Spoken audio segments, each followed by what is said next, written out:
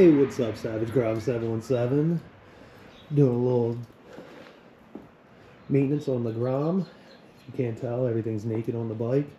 Got the wheel off, got a little bit underglow, and we are painting the rear wheel. I'll show you it when it's done, but I wanted to give you a little update on what's going on for this season, switching up the bike a little bit, and I'll walk you through it with a little time lapse and everything, but just wanted to show you a little update on the bike. Riding season's coming up soon, so gotta get the bike up and ready. Alright, tonight we're going to be putting on a little flat white primer, and then tomorrow we're going to put on the new color. So I got doing the card trick, got everything cleaned out, the wheel is super clean, and we're going to put like a coat or two of this on.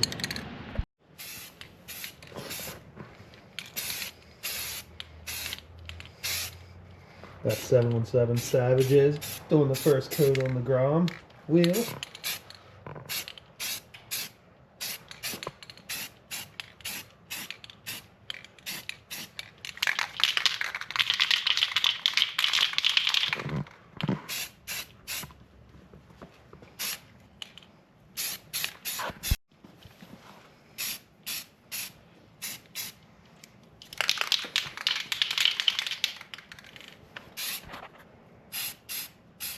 Gonna look pretty.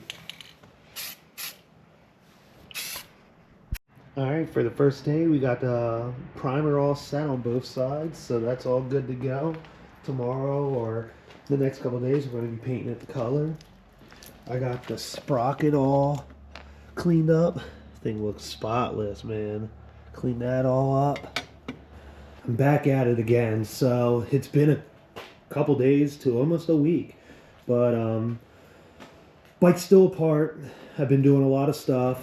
Tire is different color. It doesn't look the greatest. I kind of rushed it, and it's freezing back in Pennsylvania again. It was 80 last time I took this video, but now it's back down to like low 30s, 20s. It was 22 degrees this morning. Pennsylvania doesn't know what to do right now, and we're trying to get it warmer because we're going out on a rally on Sunday with 717 Grom Squad, and it's supposed to be like 57 on Sunday. It's gonna be cold, so I'm gonna have to layer up and stuff, but got the bike still apart. The neons and underglow are on now, so I got underglow under there now. New chain I already installed, so I'll have to make a video of that. I already installed the front sprocket. I went from 15 tooth to 14 tooth. I got it from Sprockets Center. I paid $110 for the front tooth, or from the front sprocket was 15 to 14, which give or take, I forget how much that was. It wasn't too expensive. I got the rear sprocket. I'll show you that. I went the same size. Stock 2024 Honda Grom 125s are 38 tooth, so I went 38 tooth again on the back.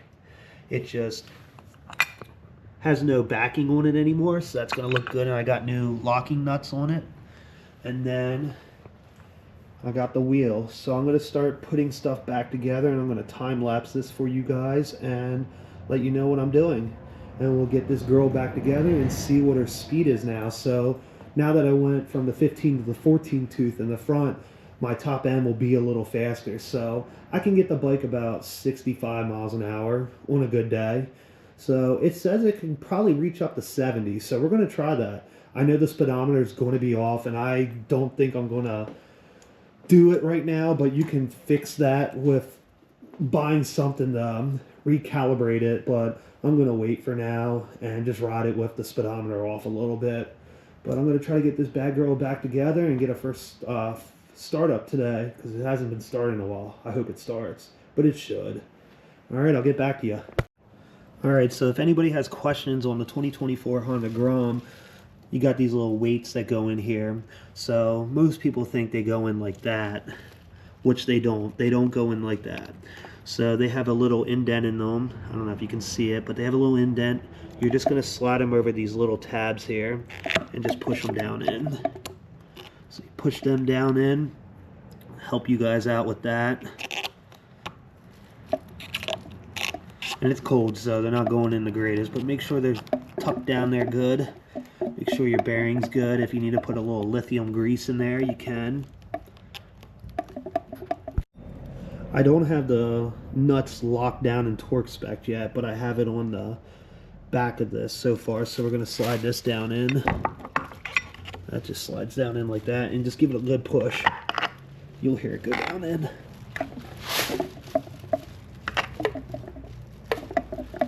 Make sure it's seated down in.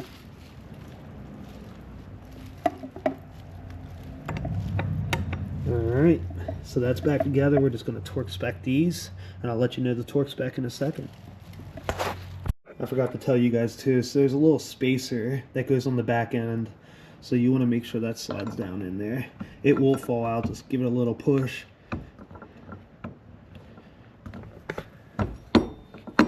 Alright, push it down in like that. You got a little spacer that sits in there. Now you're going to slide that down in. Make sure these go between these.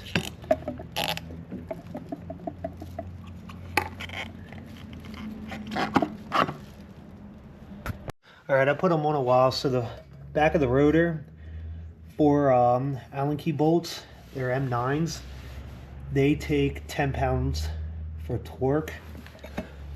The sprocket on this side, I Loctite them with blue.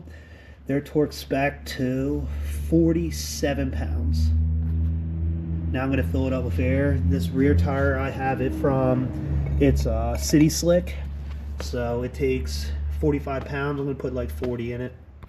I'm going to throw the axle bolt in and get the tire on and put the new chain on. I greased it a little because they don't grease it from factory, so make sure you grease it if it isn't greased.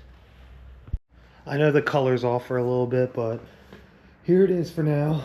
Try to switch it up a little bit. New chain, new sprocket. The rear axle nut is 44 pounds. Brake caliper's on. And got underglow.